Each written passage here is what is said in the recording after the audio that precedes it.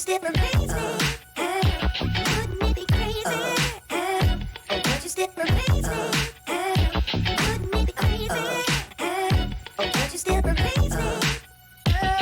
If I find my way home, yeah. This is the move for those who. What we do here is go back.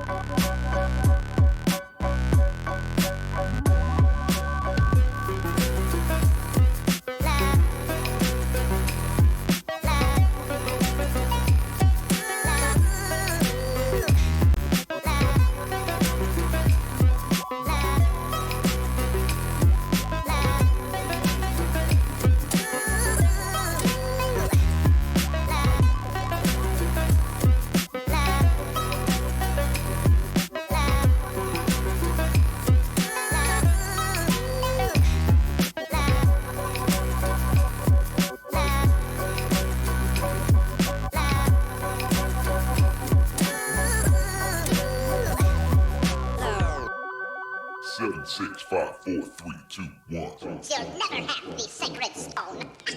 Oh, this you crazy mother.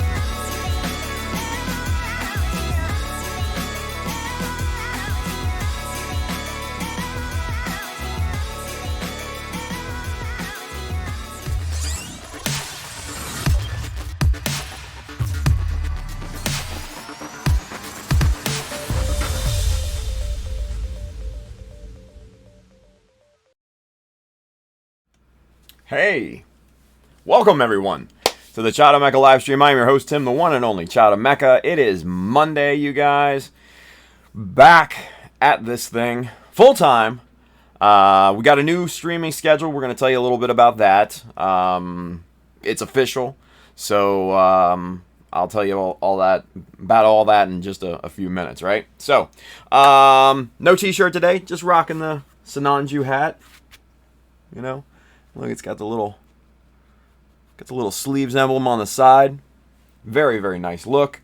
If you want to get one of these hats, hit up www.chowdermecha.com, hit the store button up at the top. You'll find this hat, shirts, all sorts of other stuff on there. I hear they make great quarantine presents. I don't know. That's just what I was told.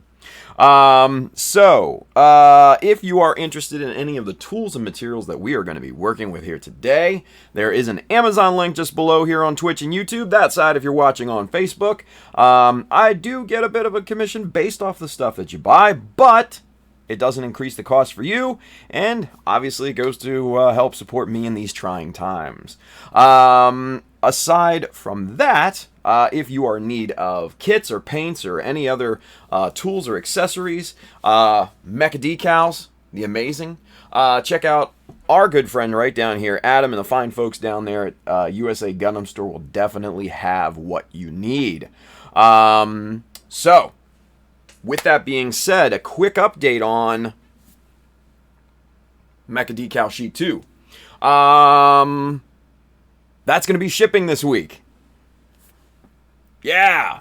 So if you've got your pre-orders in, or if you're still kind of on the fence and you want to order them up, go ahead and do it now, because those are going to be shipping this week. So, and that's direct from Adam. So that is a cold, hard fact. So if you haven't gotten your orders in for those, please go and get you some, because they're amazing. The best decals on planet. Printed by our good friends Cartograph over there in Italy. Not printing much of it right now, but still, they're amazing. What else? Oh yeah, streaming schedule. Yeah. So we do have an official streaming schedule right now. My new and updated streaming schedule. So this is what we're going to be doing. So Monday through Friday, every day of the week, Monday through Friday, we're going to go 3 p.m. to 5 p.m. Eastern U.S. time, which is right now. And we're going to be working on the SD Buildoff build until that concludes, right? And then on Monday and Wednesday, we're going to go at our normal times, 10 p.m. to 12 a.m. Eastern U.S. time. And we're going to be switching off, and we're going to be working on the GBWC build. So you're going to see two builds at the same time. Never been able to do this before, but hey, now that I'm a full-time scale modeler, why not, right? Now, every Friday is going to be a new episode of Mechanism at 10 p.m. to 12 a.m. So you're going to be able to see all of, the fine folks that take part in Mechanism, all my cool friends and everything. Just kind of hear them kind of drone on and be entertaining and funny and all that good stuff. Hopefully we'll have some meaningful conversation. I don't know, maybe. Chris Pabs, he's in the audience. I see him on YouTube. But chances are you're just going to see some drunk idiots. Maybe some drunk idiots with some meaningful conversation, because that's always funny too. So expect that on Friday. And then after that, man, sky's the limit. I don't know what's going to happen. I've got some other plans and stuff like that after this SD build, because this is going pretty quickly, I will admit. And we'll show you the progress here in just a few minutes. But that's going really, really, really nice and quick. So we might happen to jump into something else very quickly after that, right?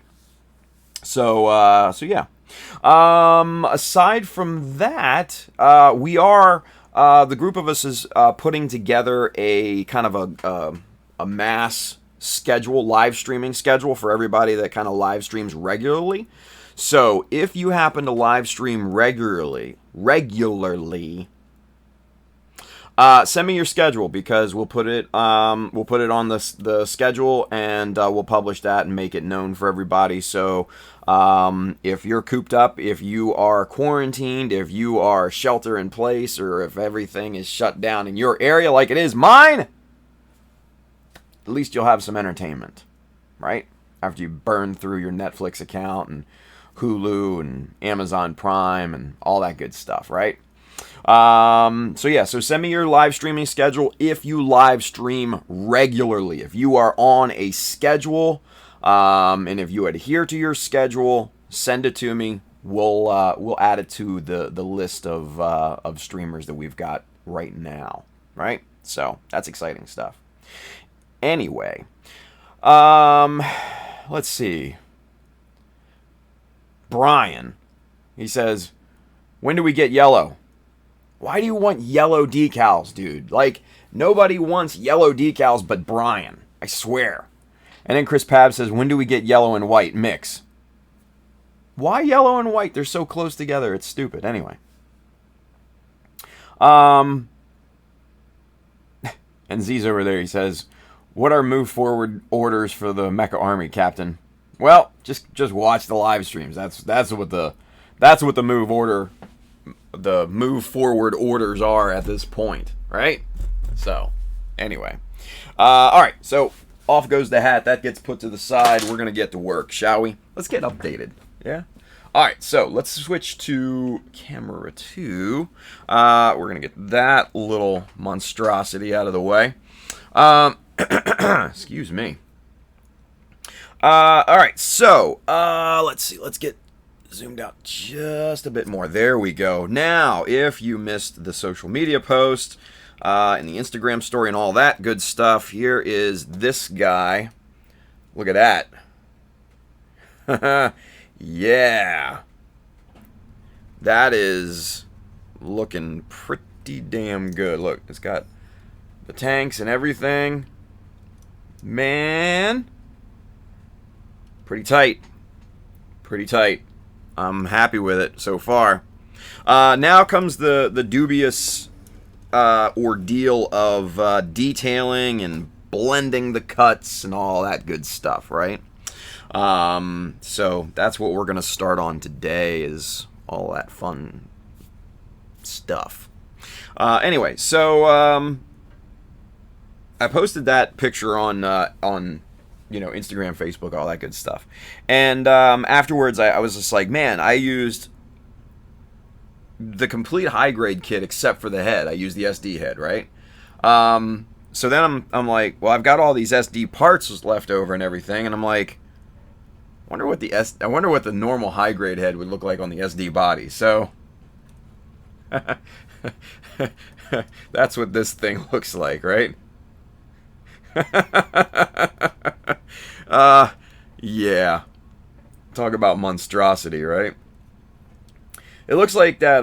Looks like Beetlejuice when he got his head shrunk at the end, right, of the movie.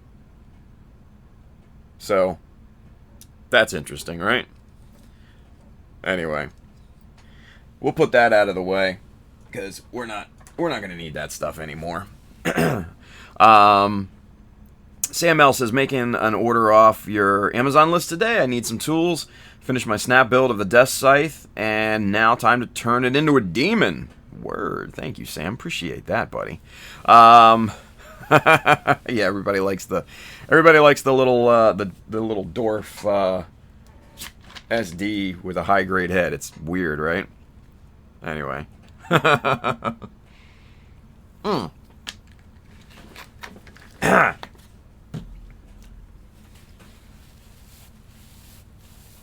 There we go. Keep it clean. Anyway. So the Chris Pab says, I think my only critique would be that the proportions are mostly high grade. All love, Tim. Don't hurt me. Whatever, man. I like it. I dig it. I like the proportions. I don't give a shit what anybody says. I like the big gorilla arms with the massive builder part hands and everything, and so whatever. It's an SD for me, man. Yeah. William Wilm says, he's over there on the Facebook page. He says that SD monstrosity should be your backup kit for the next GBWC. No. And then Gary, Mr. Wyrag, he's over there. He's flexing on the Facebook page. What's up, Gary?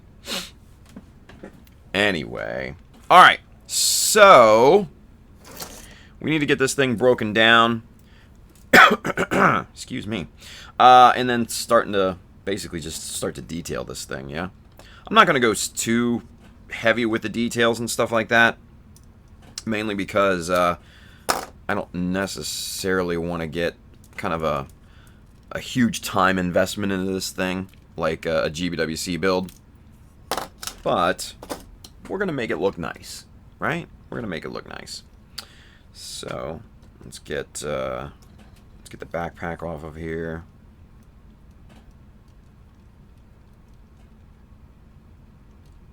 Pull the shield off. And let's see, get the... Yeah, this thing is like kind of fragile in its current form.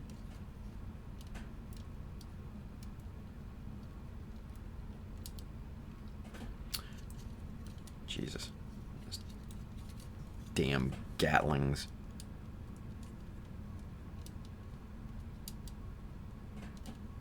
Hate these things. Hate how they mount the high-grade Gatlings to the shields and everything, because it's not like a peg.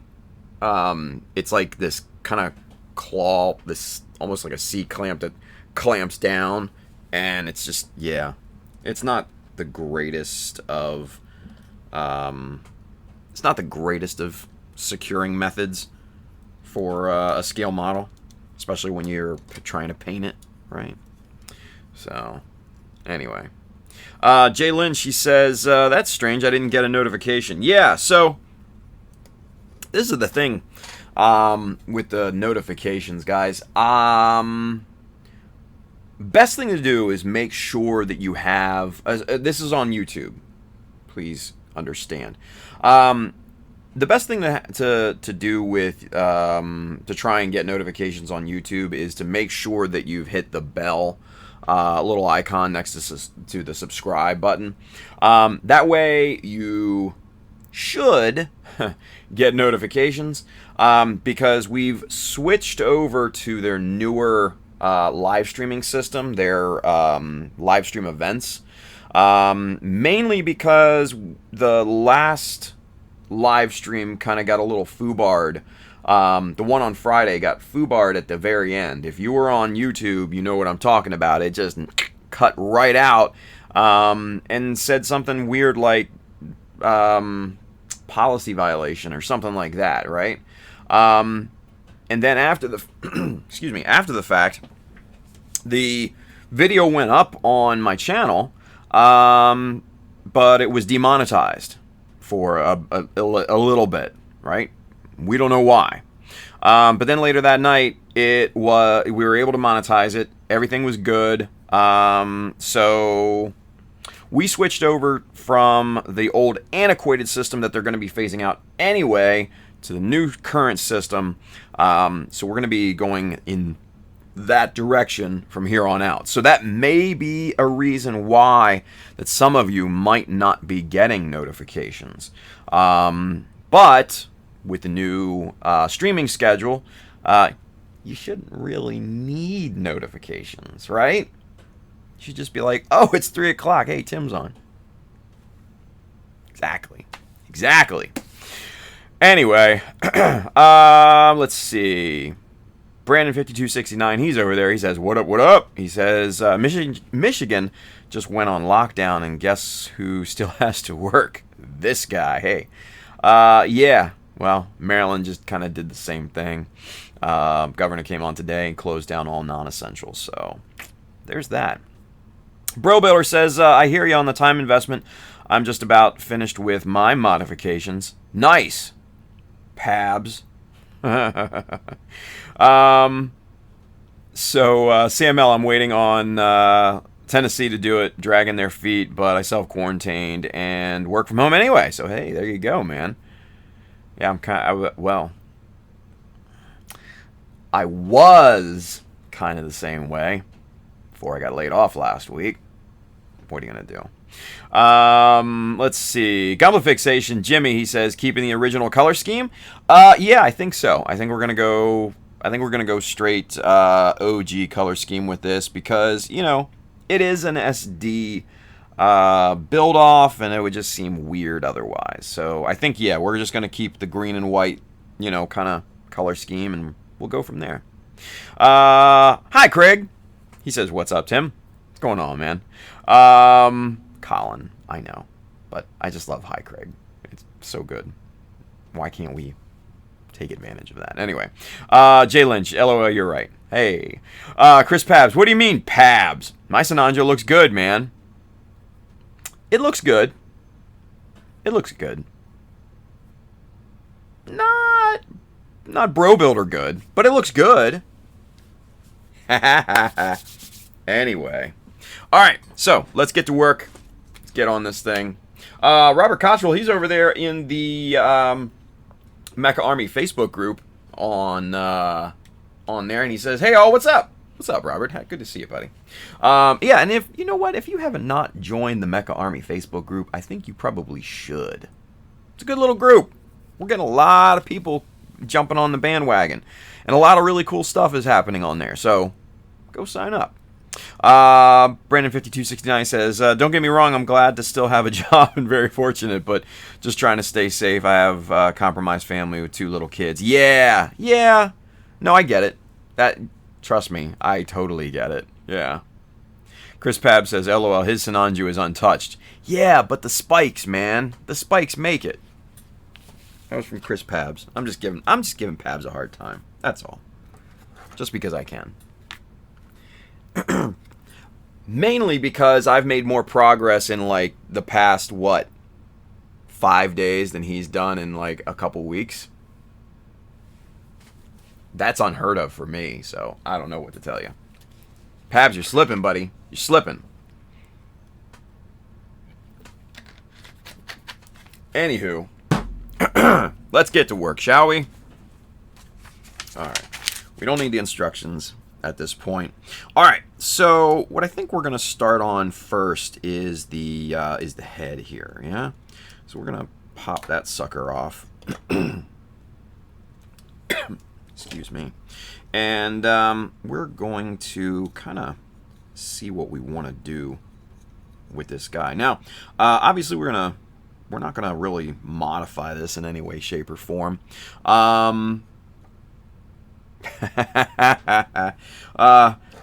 Miss Tex Marquise, she's over there. She says, hashtag fun till May. Fun till May. Although I may not actually need until May for this SD at the rate this is going. Believe it or not. So, yeah, there's that, right? So, anyway, all right. So we have to do a few things with this. Number one, we've got to glue and seam this back part here. Oh, we're not even zoomed in. There's a nasty seam, and you guys can see it right down the line here. So we got to do that first, obviously. But then, what kind of details are we going to add to this guy? Well, I think we're going to reinforce the shapes with, outline scribes, things like that.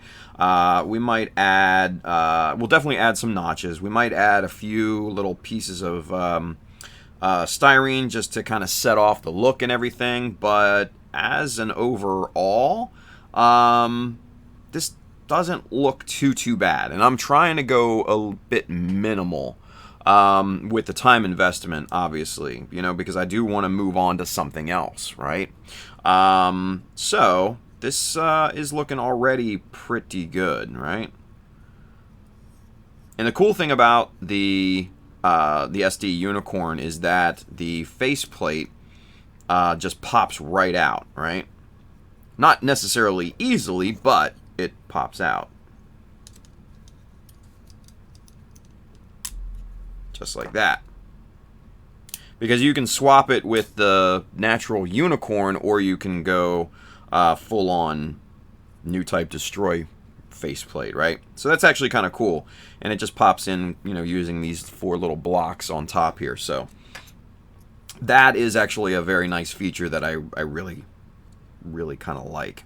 So first things first, like I said, we've got to seal this seam up in the back, and we got to get that going. But let's get some of the other pieces taken off of here first, so that we can work with all of this, right? So we'll try to remove the mohawk first. Actually, you know what? We're not gonna remove the mohawk first because the mohawk's a little stuck on there. So let's get the two halves of the head apart, yeah?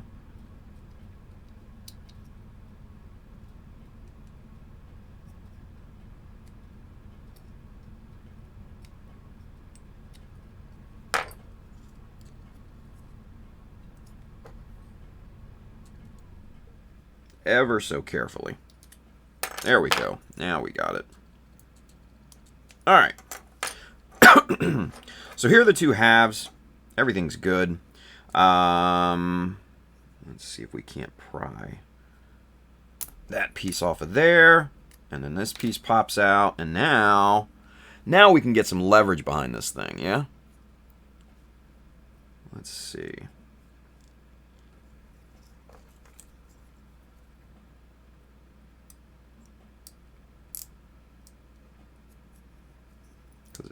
There it is. There it is. Now it's cooperating. Boom. All right. So there we go, kids. Fun times. We done did it. So what we're gonna definitely do is glue the V-fin up in place, get that all solid, and then that way we don't have to worry about it going forward, and then we can glue it in place once we get it actually into the mohawk piece, and then that'll be, you know, a nice solid kind of unit, right? Pro Builder says, maybe I modified the parts of the Sinanju that are visible. They look marvelous. I think so too, Brian. I think so too. Mr. Frank Popovich, he's over there on the Facebook page. He says, that quarantine and build. Right, man? Ah, dude. Chris Pabs commented on YouTube. He says, I mean, retrofitted a CS frame into a BB, added line detail everywhere, new tanks, new hands, new proportions, but no progress?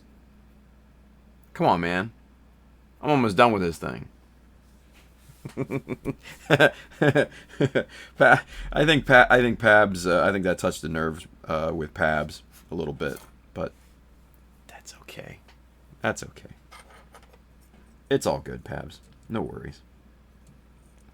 All right. So with that, we can remove these side pieces here because those just kind of pop on there because these are also interchangeable based on what mode you have it in, because there's the normal unicorn mode, right? But then you can pop these off, reverse them, and have them in kind of the unicorn NTD style. So we're going to remove these off of here, and then we will, let's get the mohawk in the right position here. Number one. There's that. Alright, so now we can seam this guy. We can glue it up, get it solid, looking good, right? So, Plastic Magic. It's my glue of choice, right? Excuse me. Mr. Bill Ruslam, he's over there on YouTube. He says, howdy, folks. What's up, Bill? Bro Builder Brian says, hella progress. Chris, LOL, the trolling is real today. Man, I'm just having fun with Pabs, that's all. Just having fun with him. Tex McKee says the nerve in his bad eye, right? Pirate Chris. Anyway.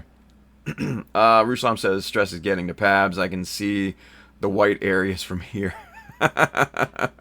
Chris Pabs says, stop touching it, man. I still need this eye. Right? Hashtag Pirate Chris. There we go. Anyway. Alright, so let's get this thing started to seam up, yeah? So we're going to do our little capillary action trick, right? Going to get these parts squeezed together just oh so close.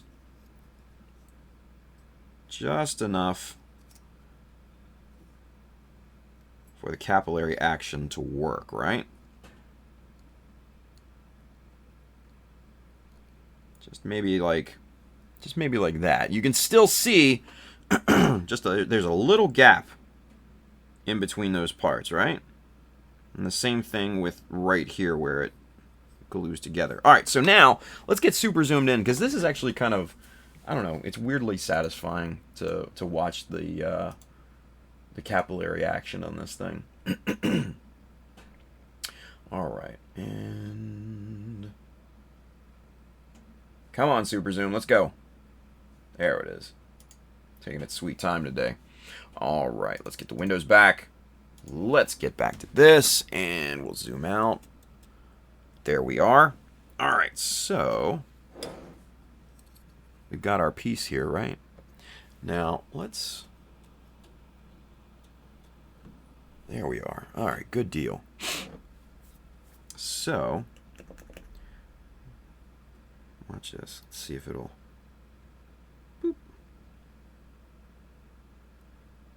And you can kind of see it fill in the gaps and everything, right? Let's try this one more time.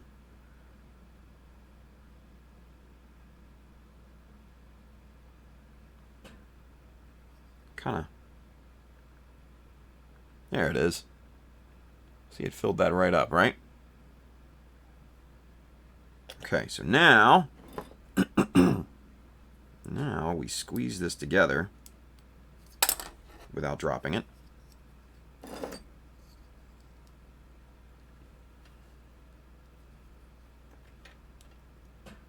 And see, look at that. That's what we want to see. We want to see that squeeze out there, right? That's what we want. That's perfect. That is going to be a perfect seam, because now with squeeze out all the way down the line on this thing, we can just go back with our hobby knife, trim that off, and we should be pretty much good to go, right? Now, one last thing that we got to do here real quick is to pop a drop right there.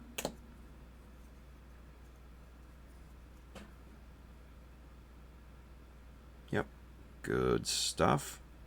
And what we're also going to do is just kind of get a little bit right there and let that kind of soak in into the socket there, right? All right, so that's good. That's looking good. We can put that off to the side. Everything is good to go. Now, for the V-fin, we're going to do kind of the same thing. But for this, we're going to need to play it a little safely, because we don't want glue going all over the damn place, because it very, very well can at this point, right? And we want it to be flat, so we're going to put it right here, right here on our 1, 2, 3 block, because we know this surface is completely flat, right? So, with that being said, just a little drop right in here.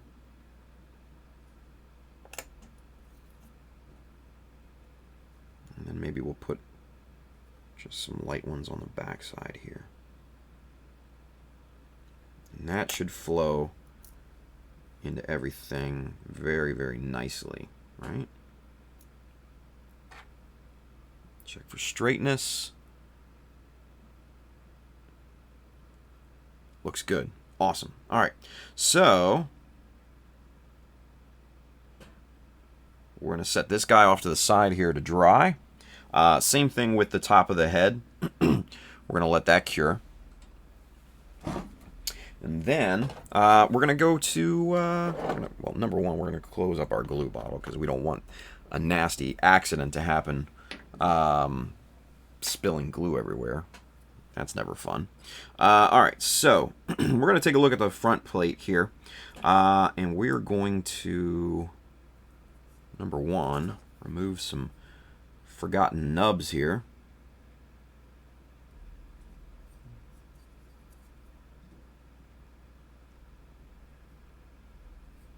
Just like that.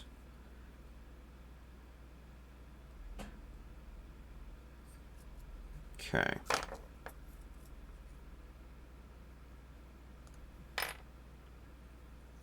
All these pieces come off fairly easily, right? Alright, so what we need to do first is kind of reinforce some of these panel lines here, right? So let's start with that. Let's grab 0.15, our normal panel lining chisel here. Now remember what I say. 0.15 is great for panel lines on 1/100 scale and bigger. 0.10 is good for panel lines on anything below 1/100. So 144, all that, you need a 0.1. Now, on here, since this is an SD, the lines are a little bit bigger, a little thicker, right? So a 0.1 won't necessarily get the job done on the faceplate. That's why we're using a 0.15. But when it comes to panel lines on the body and stuff like that, we'll probably switch over to a 0.1. So just keep that in mind, right?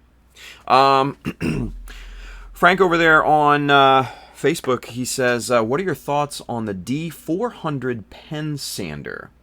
Well, I don't have any, Frank, because I don't know. I've never seen it before. He says, to help with those nubs, is it worth the cash, worth the time saving?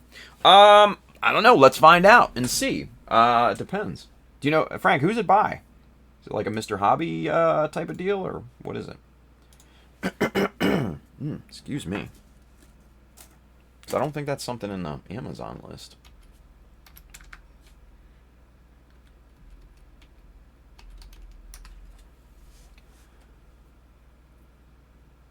Oh, okay. So that's a David product. See, okay.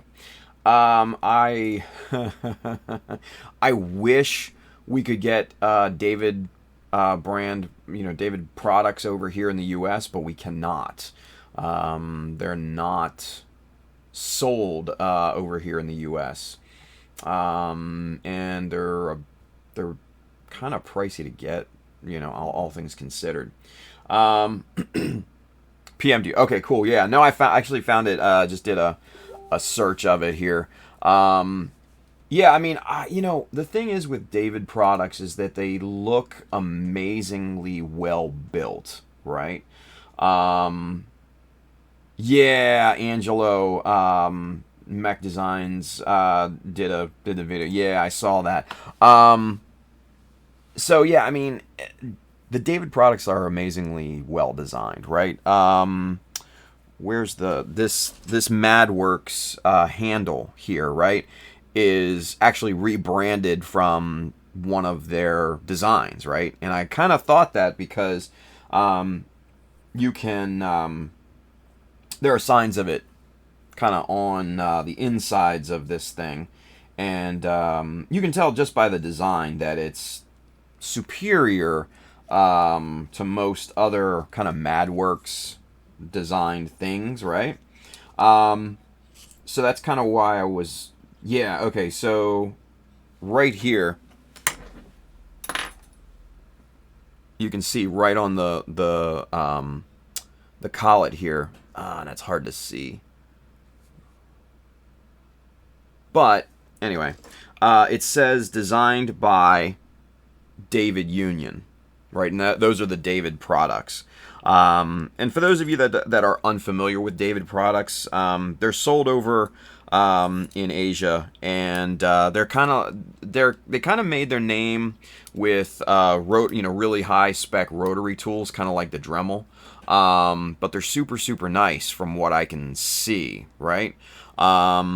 So yeah, I wish I had access to them. I wish I had them. Wish I had the money to buy them at this point. But yeah, they look kind of cool depending on the speed of oscillation, which obviously they're for kind of your hobbyist.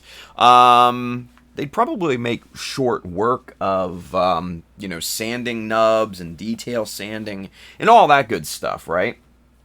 But hard to say. It's hard to say. You know, I think there are other products out there, and then obviously you can make your own kind of sanding blocks and everything. So, yeah, it's a hard sell, especially right now with everything going on. You know, so it's just kind of one of those things, right? So, here, hang on just a second here, you guys. Forgot to turn my monitor on here. But yeah, David Union, they made, like I said, they're famous for their rotary tools and stuff like that, right? Because they make some really, really nice rotary tools, similar to Dremel, right? But they have like variable motors and stuff, so that you can get the RPMs down really, really low, like a couple hundred RPM, which is crazy because Dremel doesn't have anything like that, right? You know, they have, from what I've seen, they have like a step, kind of a foot, you know, kind of accelerator or what have you. It's basically where you press down with your foot and it increases the RPMs or backs it down and all that fun stuff. So yeah, they look really, really, really high quality. And I'm a fan of the design aspect too. So what can I say? Anyway, all right. So let's get to this, right? So what we're going to do is we're just going to, like I said, reinforce these panel lines here, make them nice and neat, flattened out, because right now they're just kind of not, they're basically curved panel lines. They're basically semicircular if you were to look at it real tight, and just not great looking, right? So we're just following the existing panel line. We're deepening and flattening that out.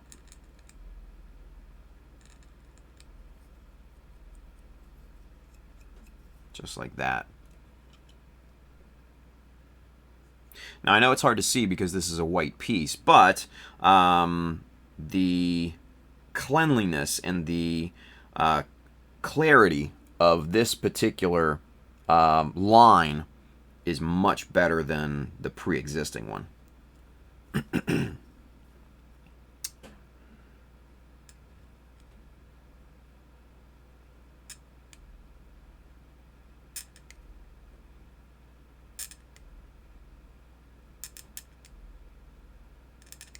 Alright, just a few passes will do the trick. Alright, so just like that, that's looking pretty good. Now the little vents here on the faceplate I'm not going to worry about because those are already pretty nice and deep, just looking at them, so we're going to leave that be. Remember, chisel discipline. Make sure. Alright, so we're going to pop this back on to, shoot, without dropping it. God, butterfingers today. We're going to pop this back onto the faceplate. And there we go. Good to go. Alright, so we're going to reattach this to the back side. And that piece is pretty much good, right? Pretty much good. Actually, I take that back. Let's do one more thing here. Take that back completely. What we will do next, excuse me, is to outline scribe. What is it? Outline scribe the eyes here, because what we'll do is that will make nice and neat taping lines and everything like that for the eyes.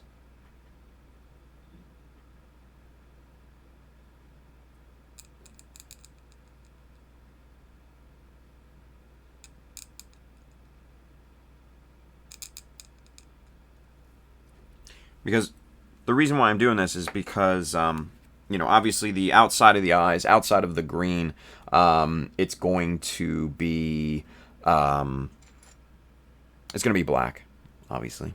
But what we can do is, if we don't have the cleanest of masking jobs on this, we can still go back, panel line it black around that. That's going to fill in that outline scribe, and it's going to make for a very, very clean, very clear eye, you know, shape at that point too. So let's make sure we stay on camera. Yep.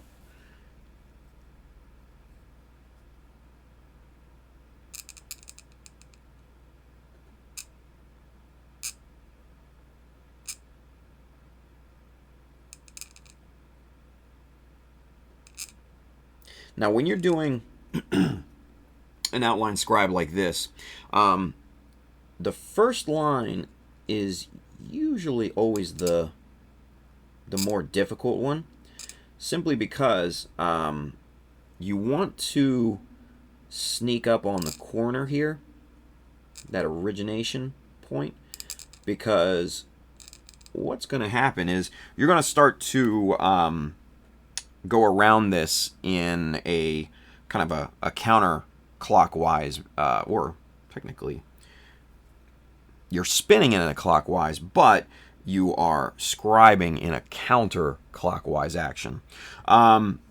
Mainly because I'm right-handed, and that's just easiest for me. If you're left-handed, it would be the opposite. That would probably be easiest for you. But what's going to happen is the start of the first line here is going to be the ending of the next one. So what you'll do is start this, pull back, and then your chisel will pop into that the first line, and then it's a natural stopping point, right? So you want to get that nice and clean as much as you possibly can, and you kind of want to just nibble away at that plastic until you get just a little past the corner of that piece that you're scribing. And as you can see, it just stops and it locks right in place. The chisel won't go any farther unless I really, really put some effort into it.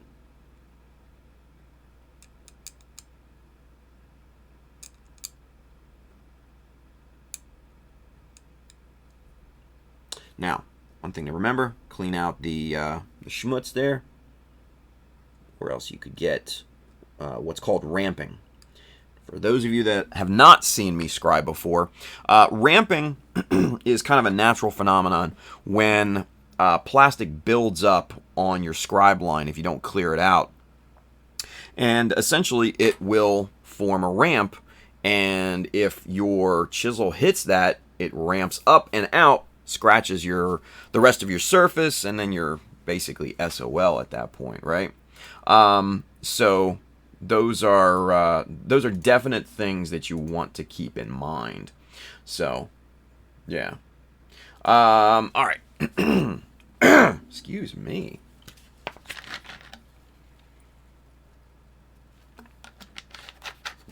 Now, did we lose YouTube comments again? Doesn't look like it.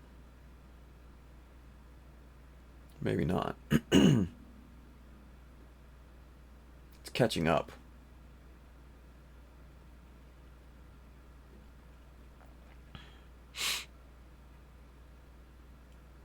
Ah, we did. We lost the damn comments.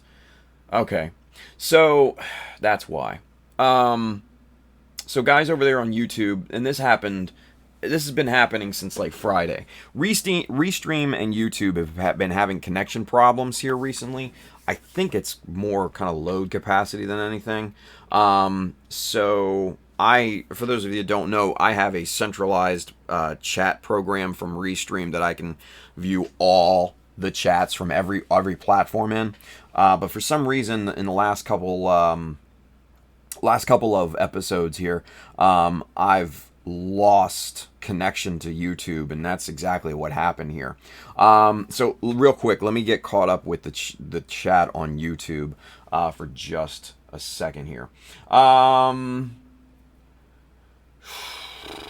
Let's see. Chris Pabs, I'm still work from home. Okay, so that was the last comment on YouTube that I got in my chat program. Ruslam says Amazon Fresh is booked solid for delivery. Come on, 3 days deep. Hope they get openings soon. Yeah, man. I mean, I know Amazon is ramping up hiring and everything, so what are you going to do? Chris Pabs says people are still panic buying, unfortunately, Bill. Hopefully people will calm down a little. Maybe. Rushlam says, hey, Tim, Tex, others, I have your stickers and gift/care packages ready to ship, but not allowed to drop them off to send, as it's considered non-essential. Sorry for the delay. Dude, don't do that. Don't do that. Come on now. Chris Pab says, how about reverse washing it, Tim, or is it big enough for, is it big enough that isn't necessary? So, I don't really like to do reverse washes. It's not as accurate as I need it to be, right? I have a certain level of expectations in terms of accuracy. Reverse washing doesn't meet that expectation. So I paint and mask everything. Everything. Sadistic is a word that comes to mind, yes, but I paint and mask everything. But that's probably a good call, Chris, but yeah, no, it doesn't work for me. Blood Raven, he's over there on YouTube. He says, if you are essential, work never stops. That is true. Yeah, and Bill says Tim doesn't reverse wash. Exactly. Miss Tex Marquise, don't even sweat it, Bill. Stay safe. Yes, I echo that sentiment. Bill says, if it is medical, then thanks for everything you are doing. Damn right. Yeah, cool. Okay, so we're caught up. Excellent. Wunderbar. I will keep the YouTube chat up for now, and then I'll just have to kind of check back with the Mecha Army. Which Fernando Valadares just commented, nice. Thank you, buddy. Appreciate that. All right, so moving on, or continuing on, let's get back to outline scribing this thing here, shall we?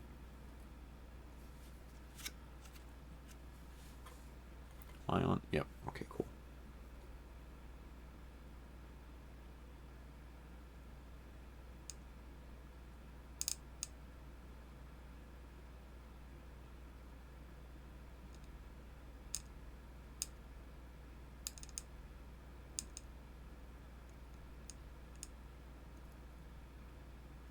Okay.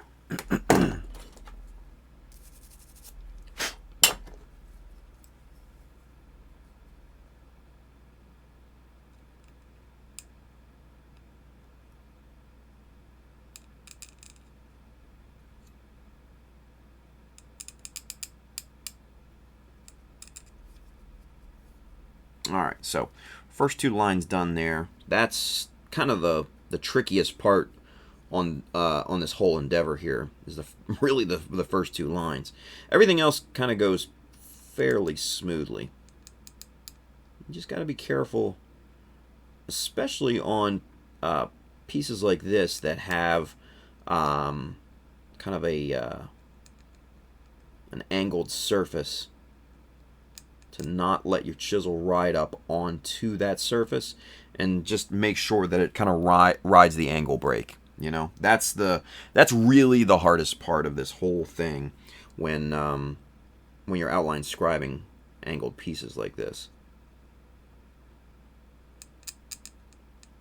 If it's a piece that has like a right angle to it, that's pretty damned easy, depending on the complexity of the shape and everything. But for the most part, yeah, it's not difficult.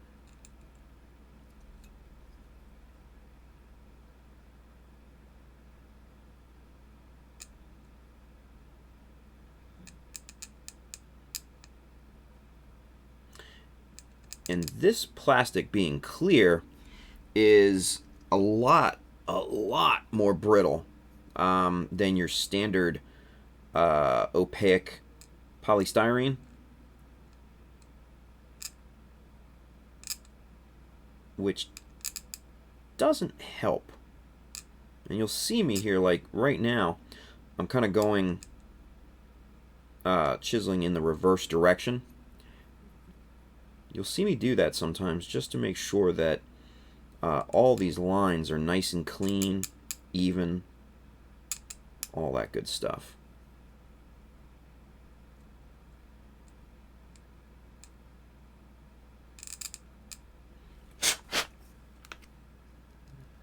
Make sure you clean, like I said, make sure you clean the schmutz out of the scribes. That's important.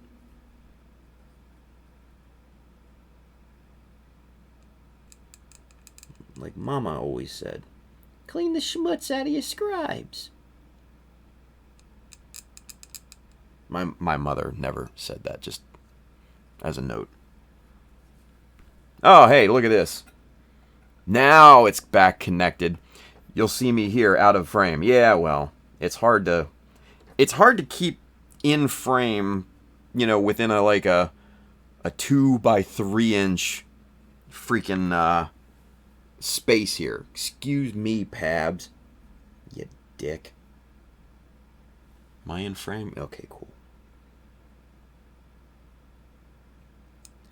And I'm trying to be super careful right now because this is not the best plastic to scribe into. It's actually probably the worst because it's damn near like acrylic.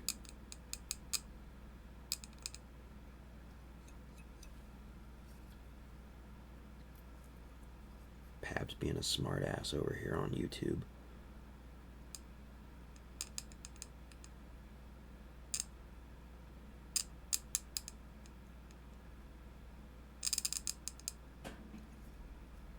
There we go.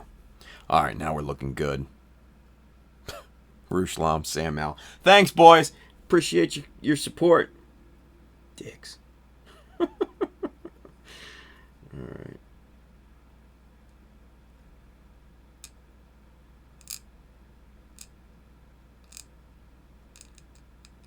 All right, and let's see.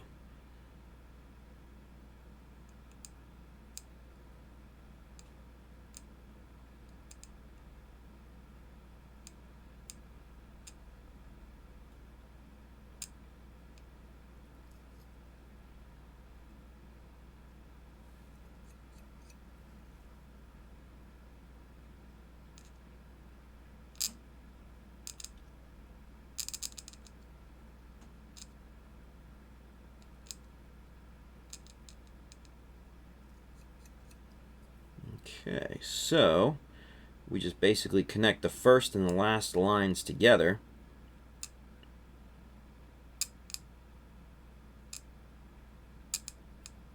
Now, one thing to keep in mind is that the clear plastic here on this kit, I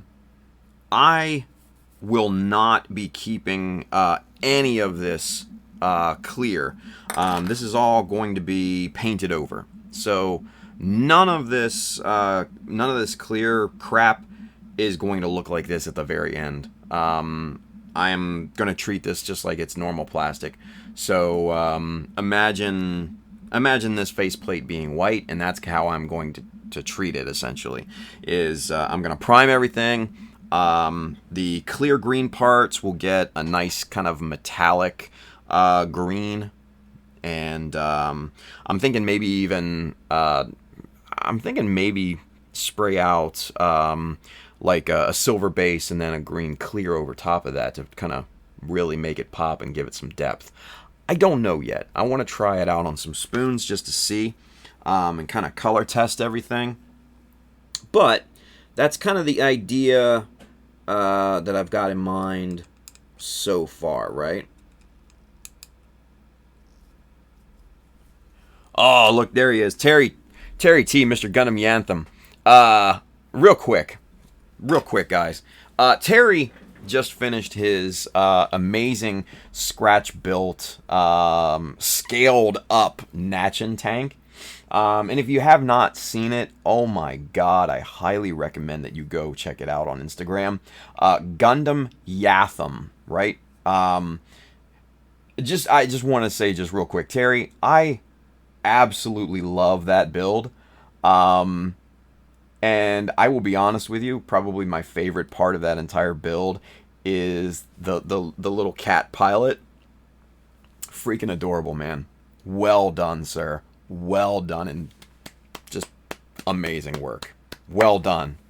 Like, the level of progress that Terry has made in just a year is out of this world, man. Like, insane. Chris Pabs, build of the year so far for me. Yeah, dude. It's damned impressive, man. Damned impressive. So, Terry, buddy, great job, man. Really, really great job. So, yeah, like I said, guys, if you haven't seen it, definitely go check out Terry Gundam Yatham on Instagram. You can see his build obviously in Zach's what is it? Nachin tank. Nachin? Is that how you? I don't know. Anyway, his build off, his contest, Terry's is in. You can go see it. Go vote for it because it's amazing. I went and I voted for it. So, yeah. It's really good. It's really good. Hell yeah. So, Terry says, haha, thank you, Tim. I had to build something with the cat. Dude, the cat is like the best part. I swear. Because, like, you see this gigantic, gigantic Nachin tank that's scratch built and everything, and I absolutely adore it. And it's so expertly crafted and executed and everything. And, you know, the female pilot is just perfectly kind of fit into the tank itself. But then Terry went the extra mile and added, like, just like one of these normal little Nachin tank kits, right? But he chopped the lid off and he put this little cat figurine in there. And it's just so fucking cute. Like, it's just stupid cute. Stupid cute, man. It's great. It's absolutely great. So, yeah. You gotta go check it out. Gotta go check it out. So, Chris Pab says the composition and everything so well thought out. Definitely. I agree. Mr. Bill Ruslam says, woohoo, got the order in now. Now I got food for later in the week. Jesus, Bill. Oh, times are tough, man. Ty Furious, he's over there on YouTube. He says the cat flipping the bird was a nice touch. I absolutely love it. And all the progress pictures. Yeah, and Terry, the cool thing is Terry, you know, threw in a lot of progress pictures and concept design pictures and stuff like that, which was absolutely fantastic. So, go check it out. Definitely go check it. Actually, you know what? Here, let's take a mini field trip, shall we?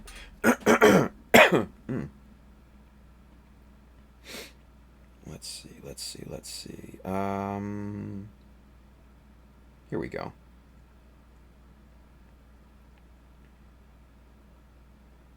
Here we are. Let's get zoomed out so you can see. Oop, that's the wrong way. Here we are. Look at this thing. Look at this, you guys. Isn't that amazing? Let's get right in there. Look at this.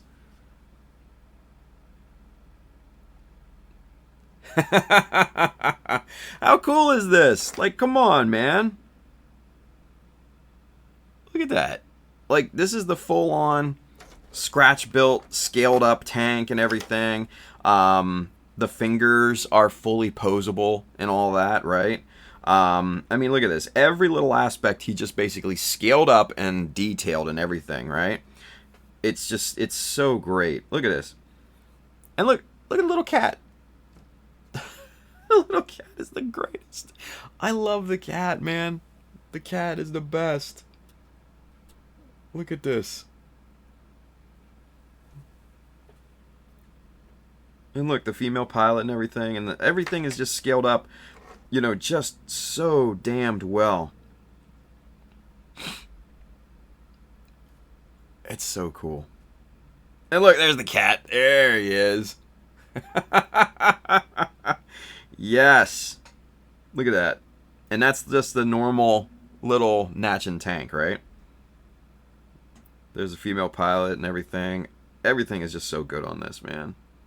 Everything is so good. And if you want to find Terry, right here, man. Gundam Yatham, right there. All right. Here's Terry's avatar if you are looking, right? He needs a lot more followers than that, you guys. He's only got 1,300. He should have a lot more.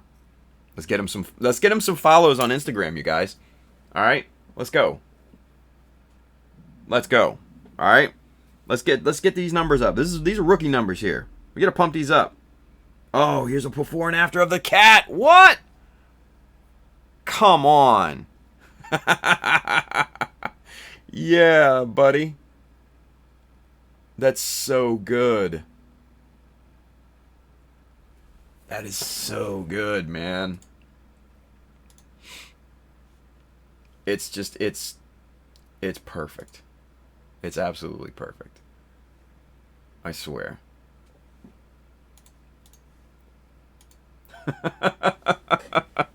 Bro Builder Mr. Brian, he says, Kawaii overload. Tell me about it. Tell me about it. Look at this little cat tank. Oh, look, there's the progress of the tank. And you can see what work he did into it, right? You know, he chopped the elbows and everything. He made a little bend there. Same thing with the knees. Kind of, oh, these are custom fingers. He put those on there. And then obviously he cut the top off the tank. Made some hydraulic little things, some pivot points. Obviously, the cat and the, you know, the little handlebars and everything. It's good stuff, man. It's super good. Like, come on. This is great, man. This is great. I don't see that. I wouldn't have liked as much, but just the cat just kind of chilling in there and just steering. It's perfect. Absolutely perfect.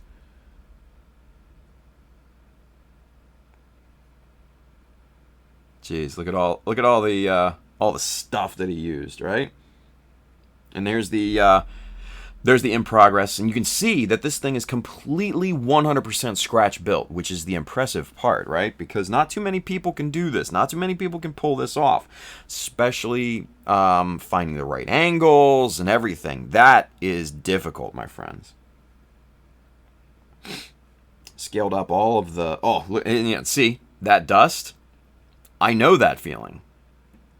I know what that desk looks like, because that's been my desk many times over. Not to that extent, but still. Oh, look at that. Just the forms in the scratch building is just... Come on, man. It's out of this world. Really, really good stuff. And then even he goes into... he went into the composition and everything. Let's get zoomed out just a bit so you can see this. Right? But even, you know, when it comes down to hand placement... and all of that for composition in terms of the overall piece, that's important. And that's not too many people think of that. Not too many people think of the composition of the actual piece. Sure, we think of composition when it comes to like photography and photos and stuff like that, but in terms of the actual project, that takes skill. That takes skill. Really, really good stuff here. Really good. Ooh, I didn't mean to scroll. I meant to. Conveying story with hand directions and everything. That's high level stuff, you guys. Yeah.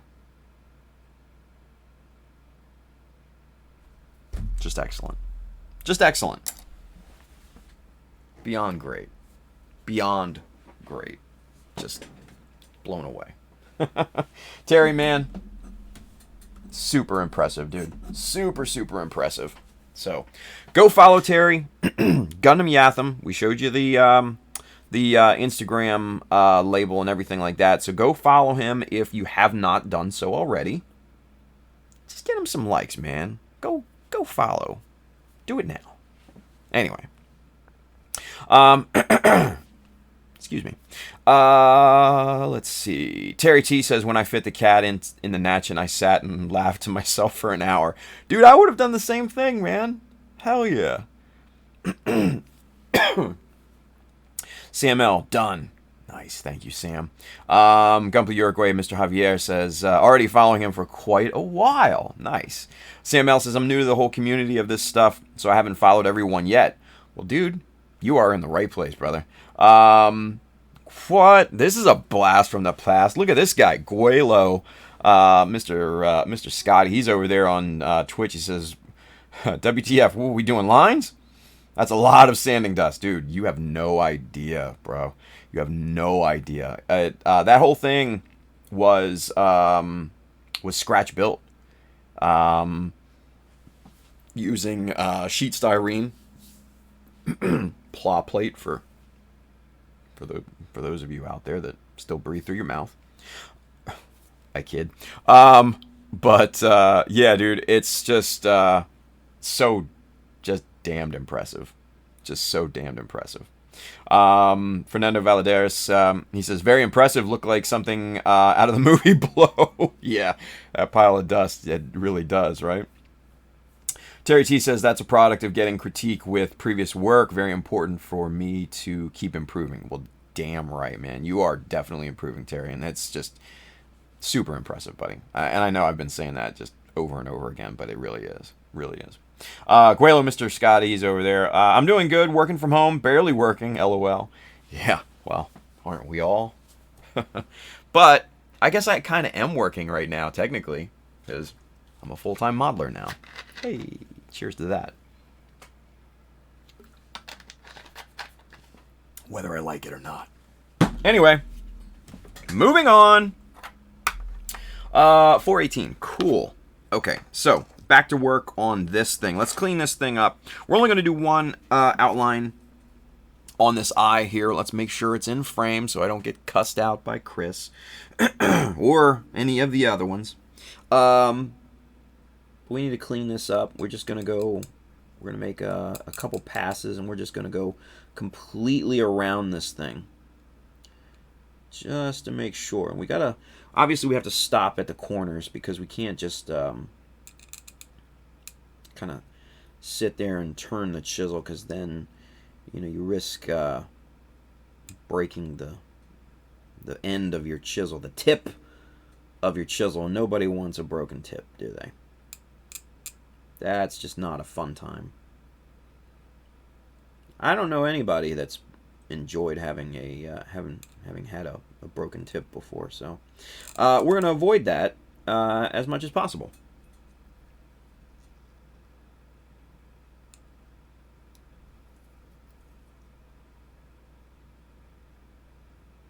Little plastic buildup right there that we're going to clear out. Like Mama said, clear out the schmutz.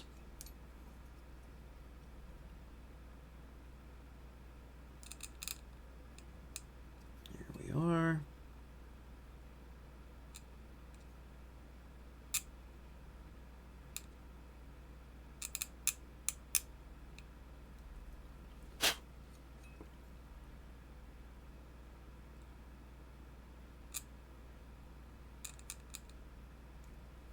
And there we go. All right, so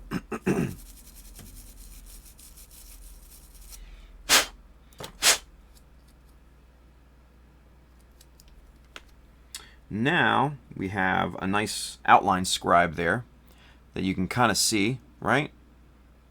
Obviously a lot different looking than the normal eye. But what that's going to do is when we go to panel line this, and even if we didn't use excuse me, even if we didn't use black around the eyes, say we used gray or red or something like that, or we can still panel line this.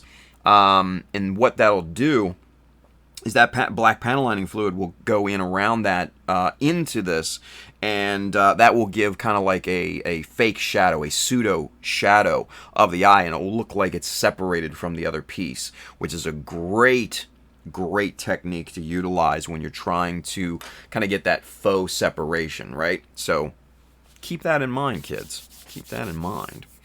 Samuel, always enjoy constructive criticism. Damn right. Definitely don't like my tip broken. Ruslam said, Mama said blow it out. That's actually pretty good, Bill. I'm not gonna lie. That's decent. That's decent. Anyway.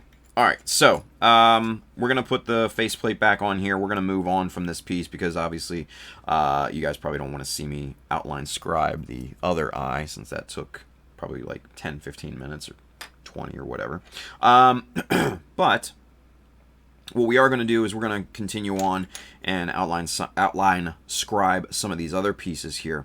One thing that I am going to do is pop out this green piece here.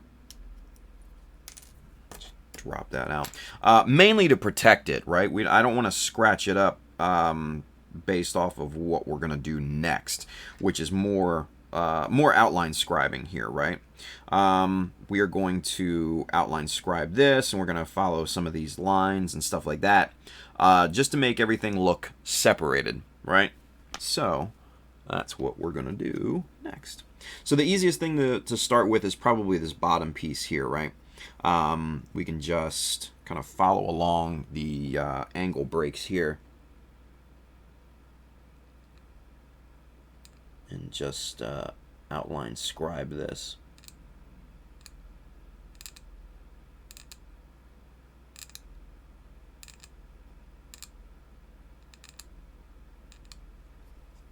Just like that. Now obviously that's super hard to see because we're not zoomed in very tight, but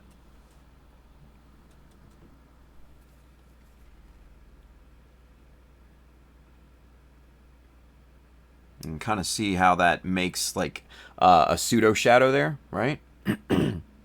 Pretty good. Pretty good stuff. All right. Let's kind of stay in frame here because obviously our window is very, very small right now.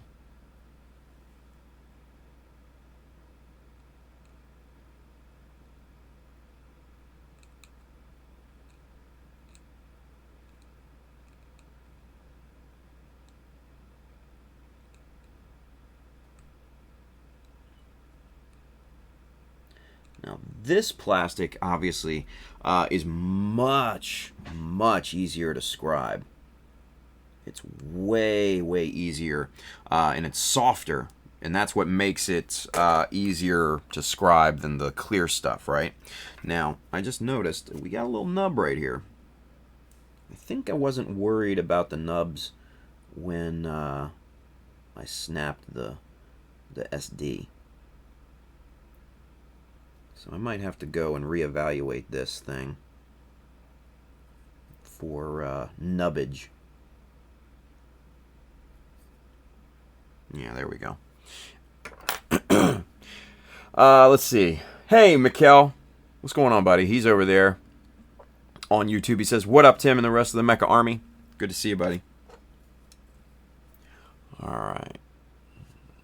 So, right there.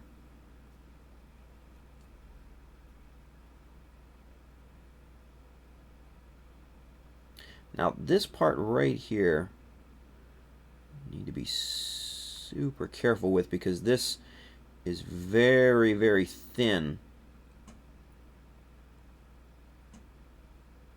There's a lip on this angle break here. So we kind of need to scribe this at almost like a 45-degree angle into the piece.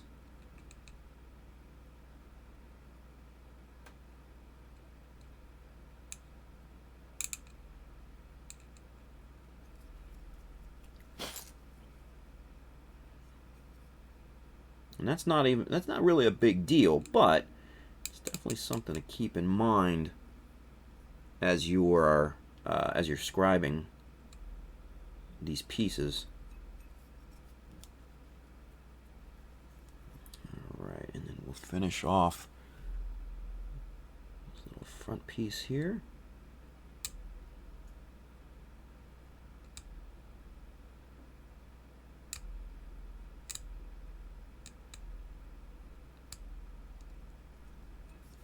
And then we'll make sure all of these lines are properly connected.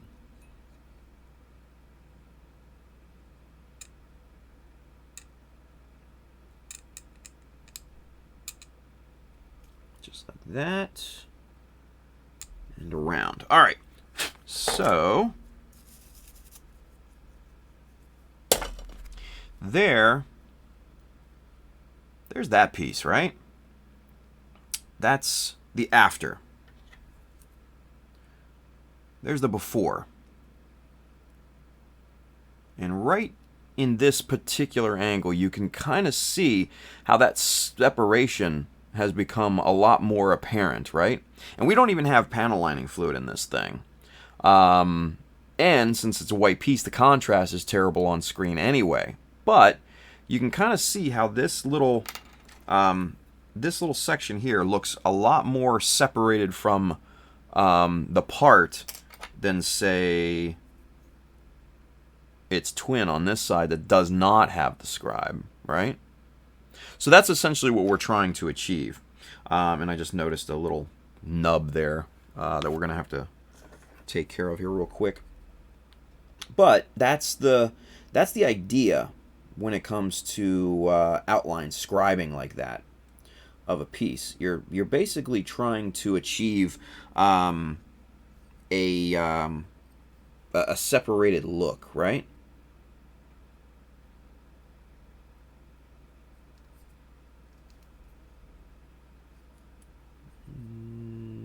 Yeah, get these nubs off here. There we go. Now we're good. All right, so we're going to continue on with this piece, and we're going to start kind of wrapping this line here, and we're going to go around that, right?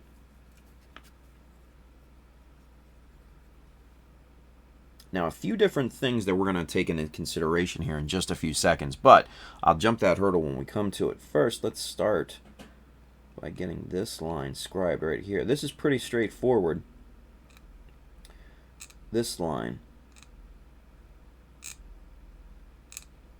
That's kind of where the simplicity stops on this thing. Now, because this section here, this is a beveled corner here, so this is angled down.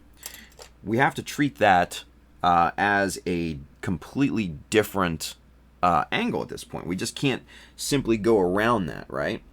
So what we're going to do, just like the eye, we're going to extend this first line just a little bit past the shape. And we're going to spin this around and start to utilize that that first line as our beginning point, right? So we've got to make a little angled scribe to follow the contour of that shape.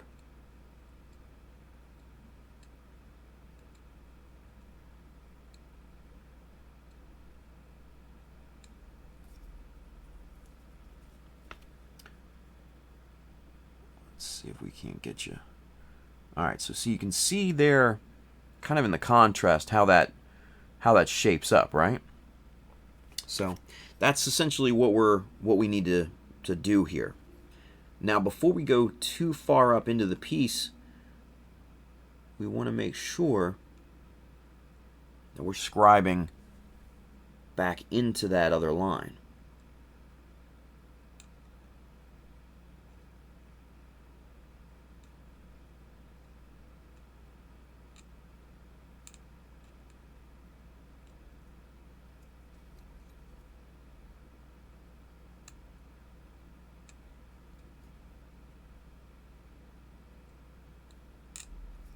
Now, with this type of piece here, that this piece is a much lower height than, say, this piece. There's two methods that you can take on this. would you scribe into here and scribe down, or would you scribe into this piece here and just basically go around? Now, what I personally am going to do is scribe into this piece and make that line a lot more prominent and visible. Simply because what I'm thinking is this piece is separate, obviously, from this piece goes on top of that. Now, another school of thought on that is that this piece here extends down past this piece, and then that's why you would scribe downward into this surface, right? For me, though, I want that panel line to be prominent, and I want you to see that panel line, and I want you to see the separation, and I want that separation to become believable. So what I'm going to do is I'm going to scribe into the actual this surface, the lower of the two surfaces, and that should achieve that particular look that I'm going for.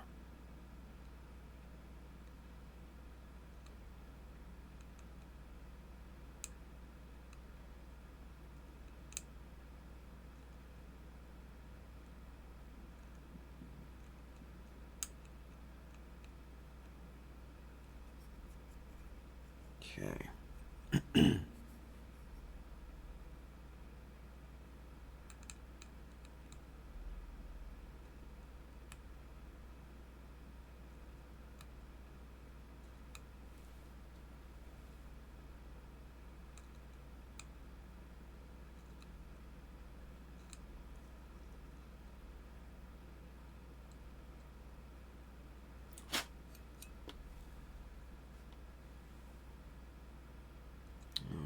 So we're just going up and around, and that's all looking really, really nice so far, right? So we've got this nice kind of long piece right here. We can just do that in one fell swoop, and then now this illustrates a really good point. You see all this stuff right here, right? That's all the schmutz that I'm talking about. That's the stuff that you got to clear out. That's the stuff that you got to clear away so your chisel doesn't ramp out of that line and mar the rest of your piece, right? So we clear that out either with a toothbrush or, you know, our finger or whatever. But you clear that out. You make sure these corners are nice and connected. Hey, Persistent Turtle, Mr. Lucas. What's up, buddy? Thank you for the sub. Mr. Lucas, you get one of these, dude. Boom. Hey. All right.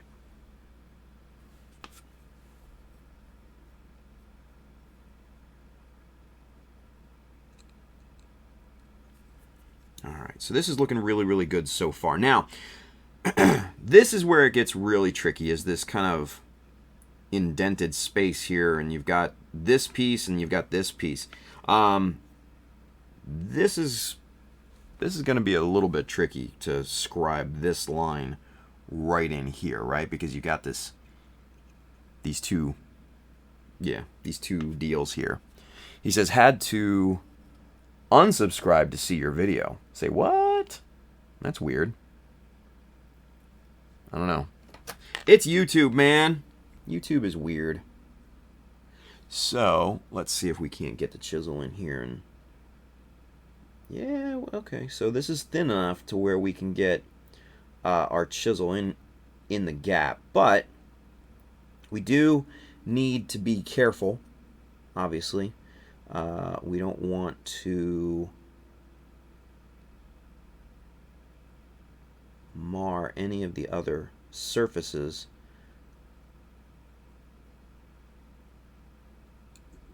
And what you're seeing right now is you're seeing me push the chisel into the line, right? See, just like that. You're seeing me push. Now, I would not recommending pushing a chisel this size. Unless it's really, really, really certain situations like this. Because again, you could completely break your chisel by doing that if you use too much pressure. Now sometimes what I like to do is reverse it like this.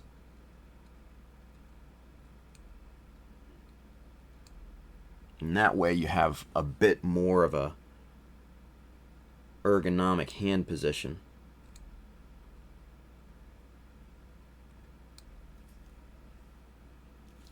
Alright, so let's clean that out.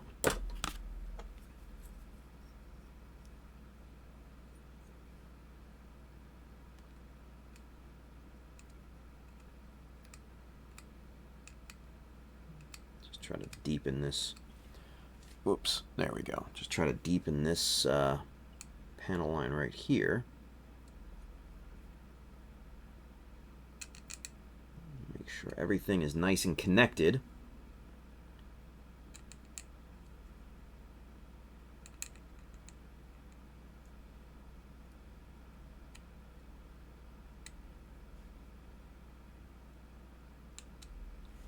Just like that. Alright, so there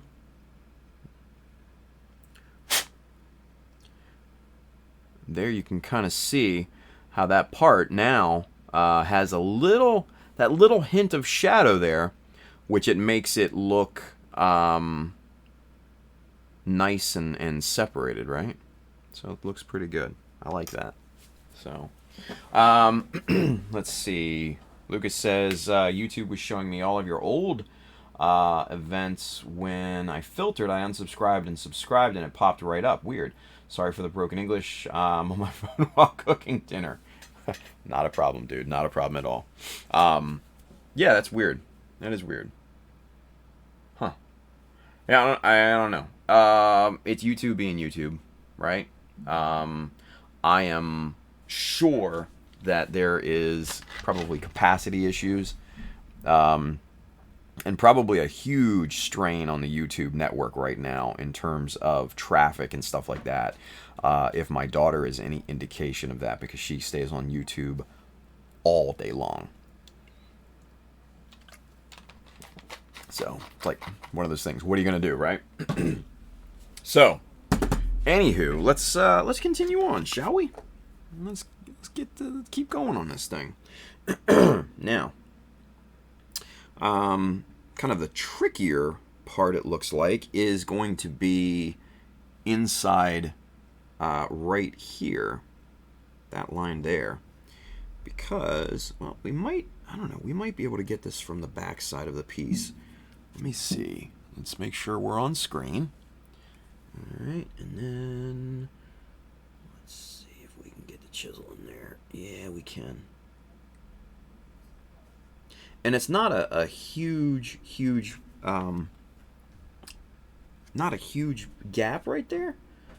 So it's a little tricky, especially since you can't really see exactly where your chisel's going, except for the part that's kind of revealed. So it is a little bit of a mind game here. Here we are. Let's see if we can't. No, that's not going to work. I was going to say maybe we can turn it upside down and kind of reverse it that way, but yeah, that's just not going to do anything for us here. So then we'll go in here. This is easy because this is all exposed.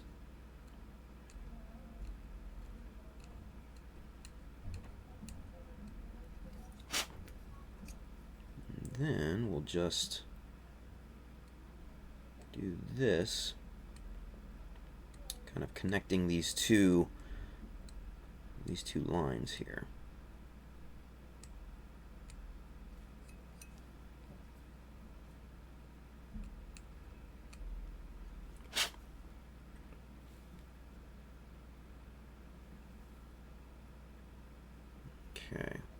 Now, to get this line right here a little bit more, I'm going to try to come in from the front, but upside down like this, right? And sometimes you got to get crazy angles to get your lines scribed properly.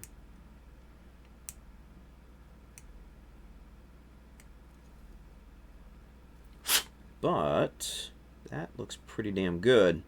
I'm pretty happy with that. I'm not gonna lie. That looks good to me. So we're good with that. We are good with that. So now we can kind of move on down this thing, and let's start addressing these parts here, shall we? So we'll first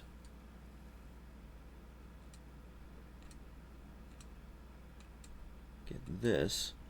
Now, obviously, this is pretty damned extensive part separation, scribing, and all that good stuff.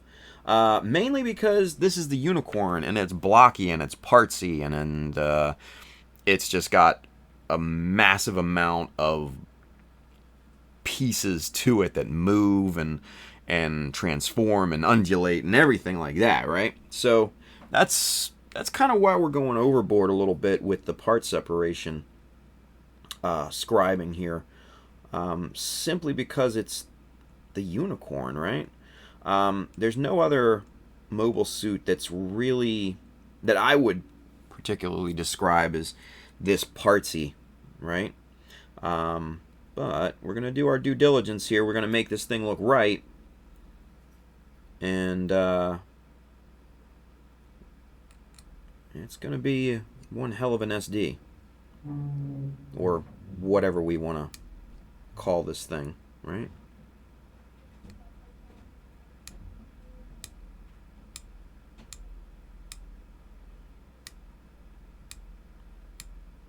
Okay. So there we go. Now that we've got this scribe here and this scribe here, this whole front section looks like it's a separate piece now, right? All of that is now nice and separated looking. Pretty good stuff. Now, let's get caught up in the chat here real quick. Gumble University. Hey, what's going on, dude? He says, what's going on, Gumble fam? Hey, Tim, what's going on? Persistent Turtle says, Mr. Lucas subscribes for shout-outs. Say my name. Say my name. Jesus. Hisaki Art, Mr. Handren says all the servers are getting overwhelmed. Yeah, and that's probably why they're having connection issues with Restream right now. At least that's my guess. I could be completely off. I don't know.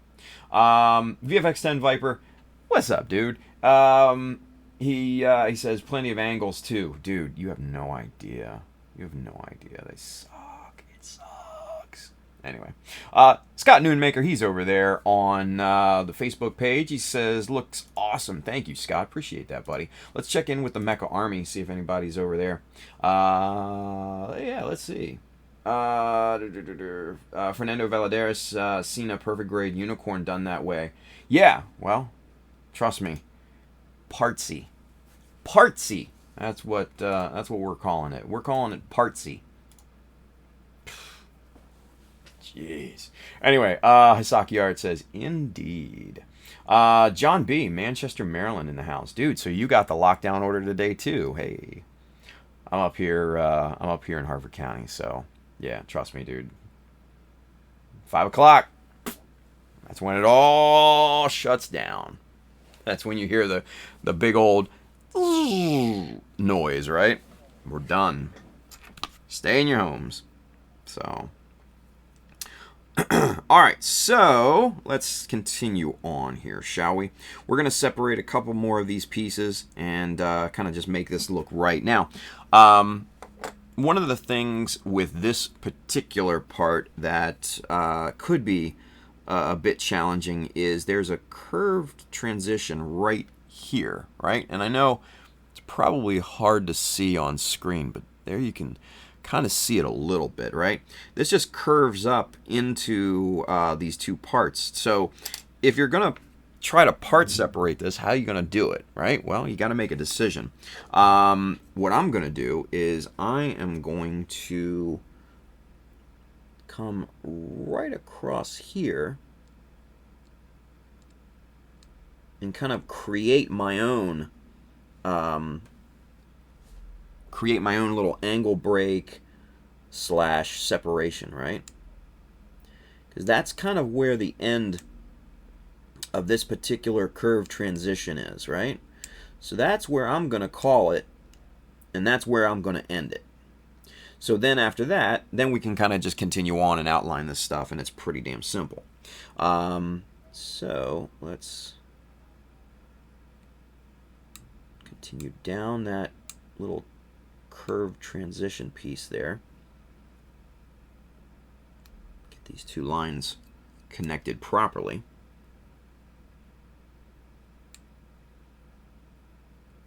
Just like that. It's hard to see because these parts are, since these parts are white, there's zero contrast on these things. If these were another color, they'd probably be a lot easier to see.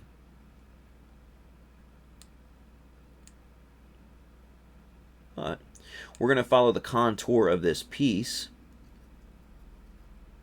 We're just going to go down the line and get this thing separated, or make it look separated, right?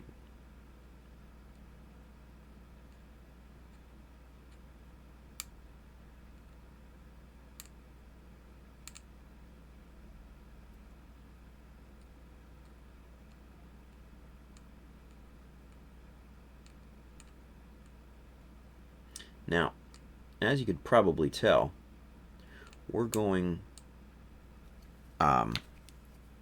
in a downward direction with our scribe on this piece, mainly because you're going to see it from the front and it's going to be more prominent. So that's why we're doing it in this particular direction.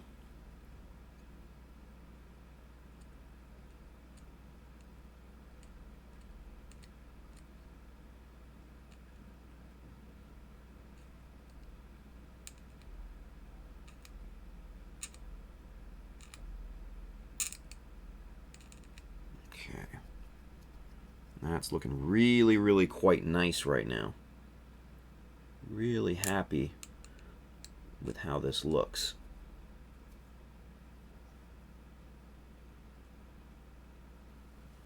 All right. Let's see. Ooh, hey, you know what? Look at this. Check this out. Here, we might be able to illustrate this. Because I have some watercolor.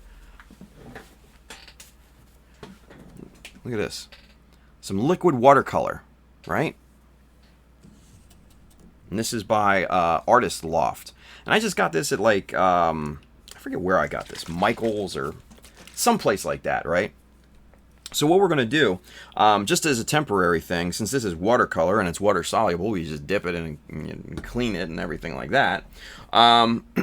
We can temporarily panel line this thing to show you and illustrate to you guys what this part separation looks like, kind of a before and after, right?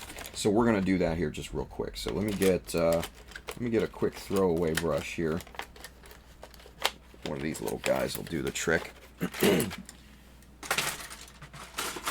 that away, and let's see. Perfect. Okay.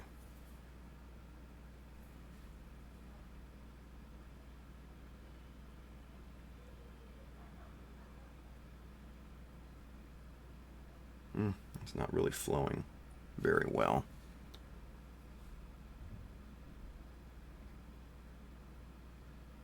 Just kind of have to paint it in. There we go. But now you can see, look at that. Now you can see really, really well how that part separation looks, right?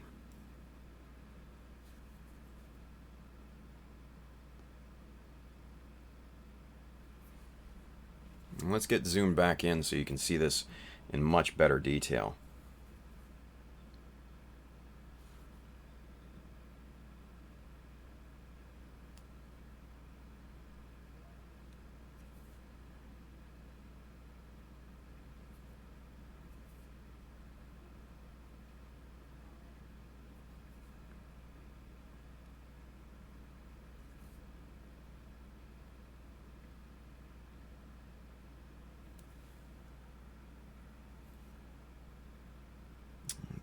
This looks pretty good.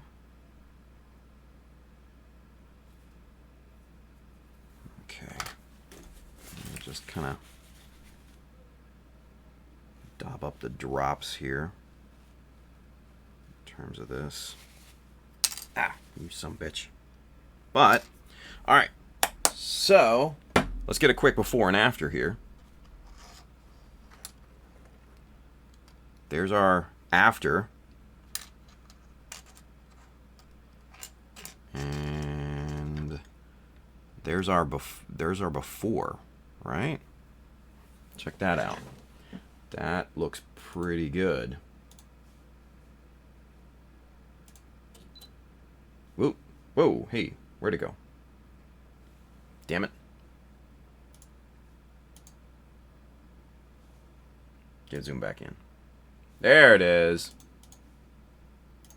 Alright. So, yeah. So, I mean, this, you can really tell the difference between these parts once they're, once they're separated. Look at that. Especially up front there. Because this is essentially what it's going to look like at the very end once we paint and panel line this and all that good stuff.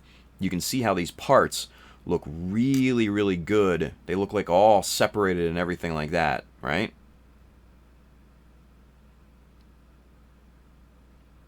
All these parts down here at the bottom, these all look like separate parts on that are gonna be on the head, right?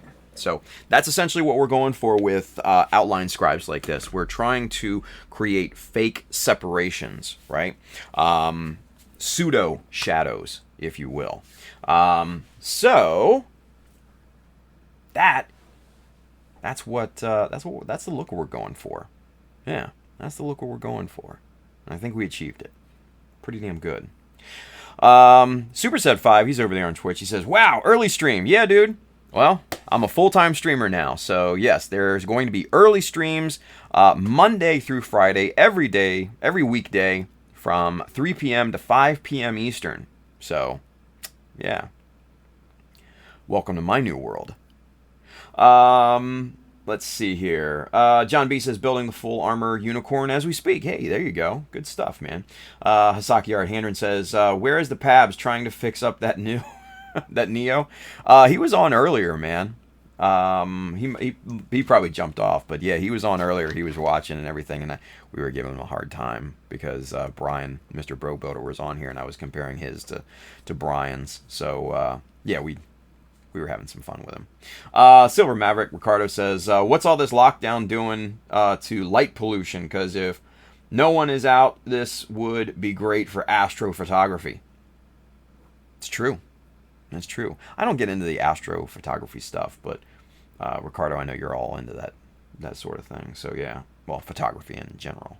But yeah, Hisaki Art says the pollution is way down. This whole Corona thing has a very good side for the Earth. Yeah, well, that too. CML, Mother Nature's way of saying don't F with me. Harsh, right?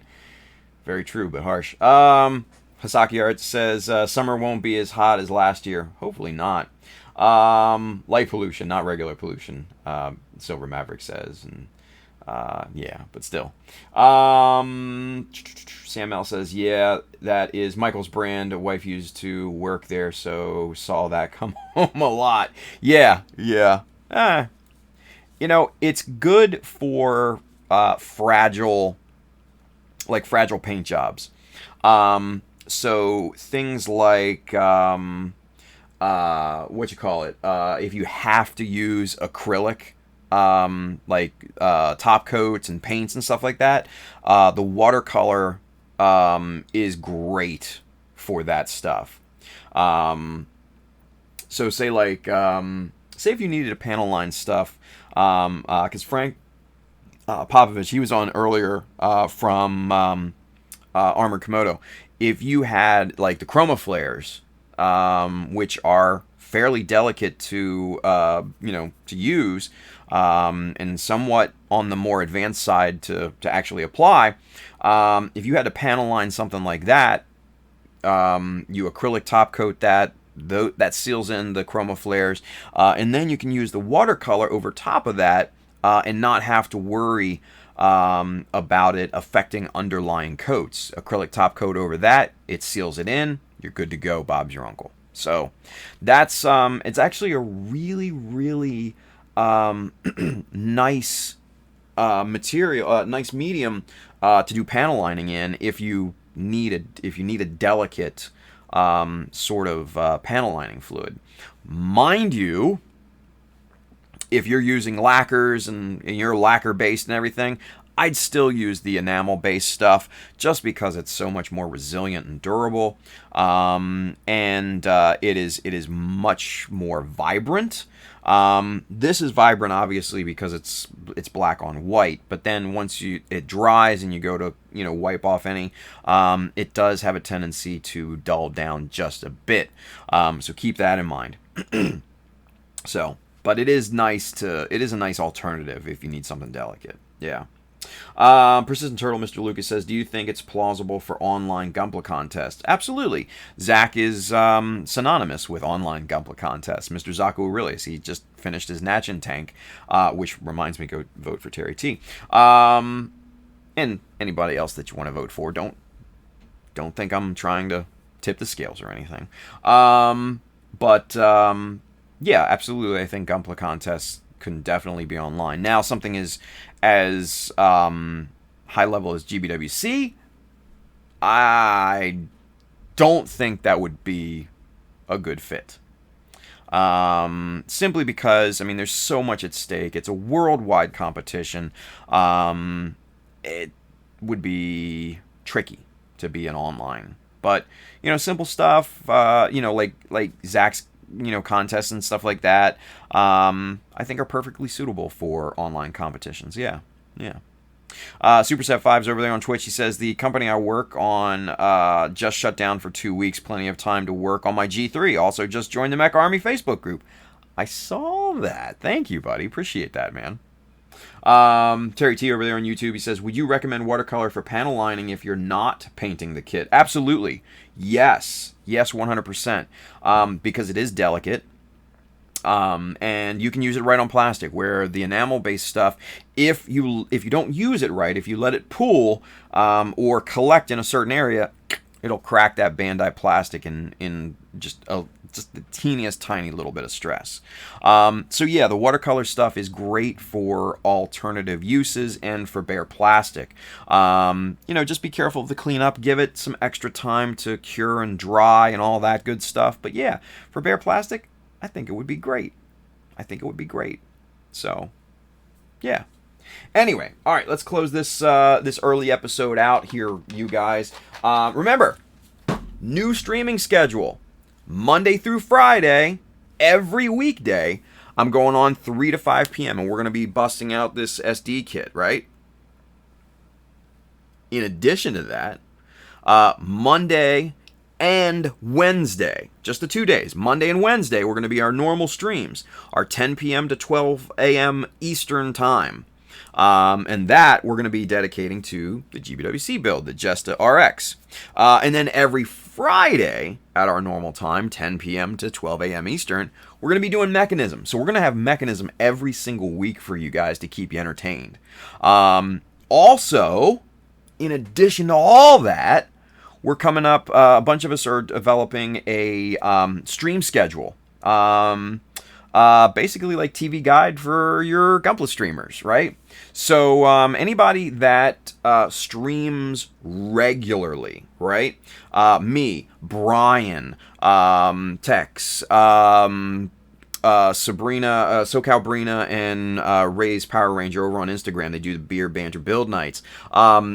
All of us, we're going to be on a schedule. Chris Pabs, a bunch of other people, everyone who, like I said, streams regularly, right? We're going to be on a schedule. We're going to put this schedule out. We're going to publish it to you guys so you know exactly when and where to watch, some Gunpla action taking place. So look out for that. That should hopefully be coming out within sometime this week, right? But if you stream regularly, send your schedule to me, because we'll add you to the list. We'll add you to the schedule and everything, so people can find you better, right? So send your days, your times, and your streaming platform or platforms to me. You can DM me, instant message me, whatever.